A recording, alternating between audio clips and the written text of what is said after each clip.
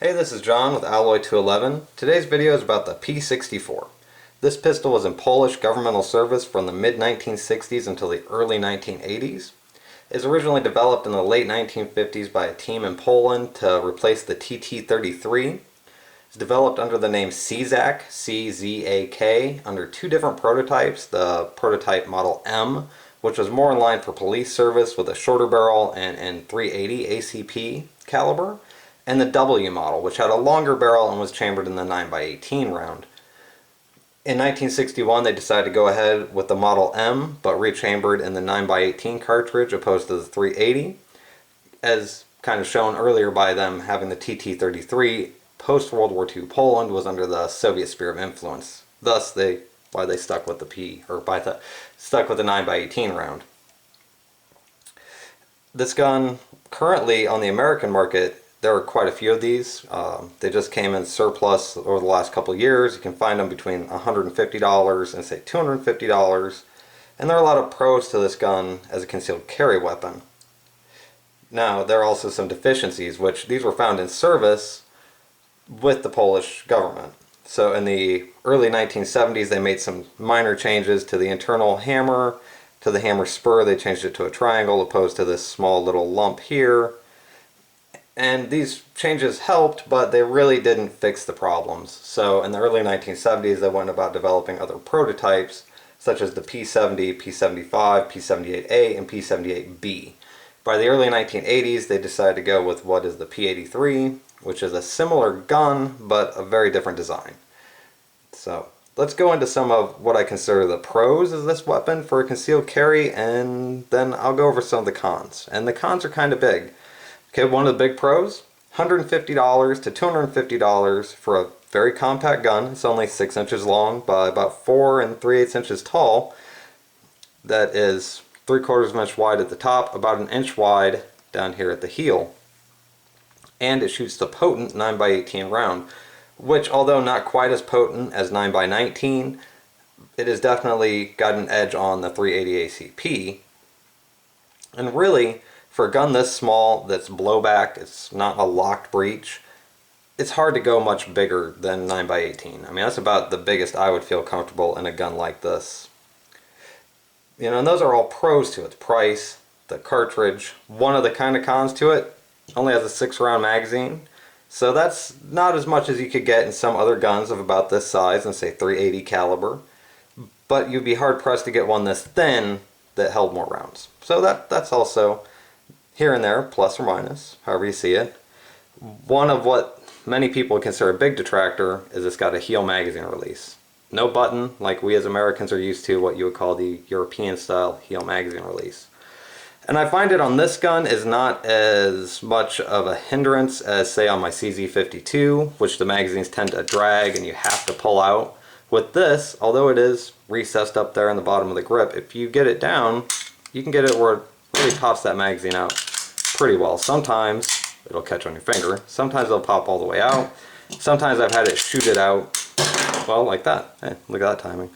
But otherwise, it isn't as easy to use as a button. It would be easier with a button. One of the pros is it is double action. I'll get back to that in a minute. And single action. And not only that, it's got a safety, which I'm not big on safeties, but some people do like them. One of the things I do like about it, though, is it's got a decocking safety. So when you put the safety on, it decocks the firearm, which I do like that because it makes it a lot easier if you want to carry cocked and locked, or, well, not cocked or locked, I guess. If you wanted to carry chambered, it automatically drops the hammer. So that's kind of nice. It also has a loaded chamber indicator, but that brings me to my next point, which is the extremely small sights, which I'll try to get on camera as best as I can. It's kind of hard to get it on there too well. Let's see if I can try to get it lined up. Yeah, I mean, they're not this hard to use when you shoot with them, but they are not easy to use necessarily, especially for a novice shooter. And that brings me back to my other point, which is the double action trigger pull. The double action trigger pull on this pistol is probably, I don't know for sure, I don't have a gauge to measure it.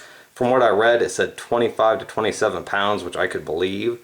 I don't own any other double action, single action firearm that's got that heavy of double action trigger pull.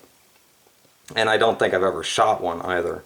What's kind of strange about this too is that the single action trigger pull, although it has a lot of take up because the trigger returns to the double action position, it is very light. Once you get that taken up, it's got a little creep and then it just goes. So it's kind of unexpected if you haven't shot it much.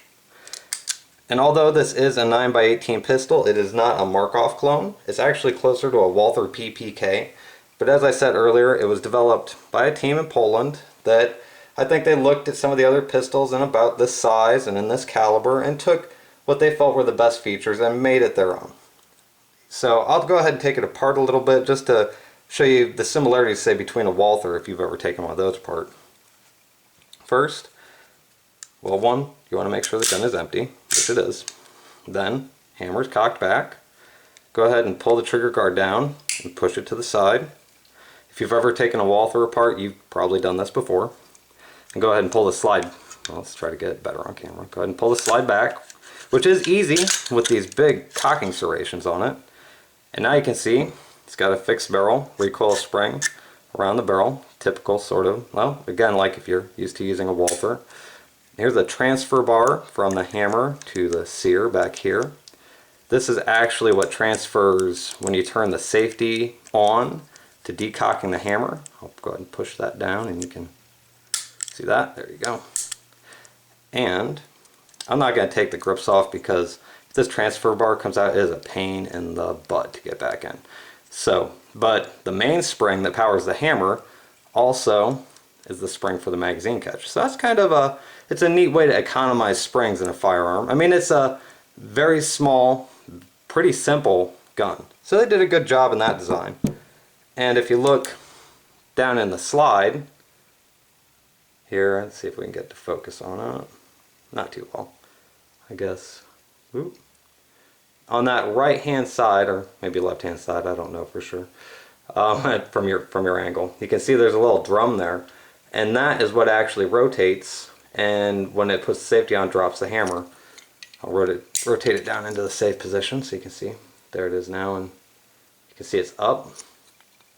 Now I'll rotate it back. Now it's down. So that's kind of neat. You know, it's a very simplistic slide, and like a lot of, see if we can get that on there. Like a lot of military or Cold War era firearms, it's a little rough in the machining on the inside, but the outside is really nice. It's really nicely checkered on the top to reduce glare, and that's really nice. The outside of it is highly polished, and the machining is really good.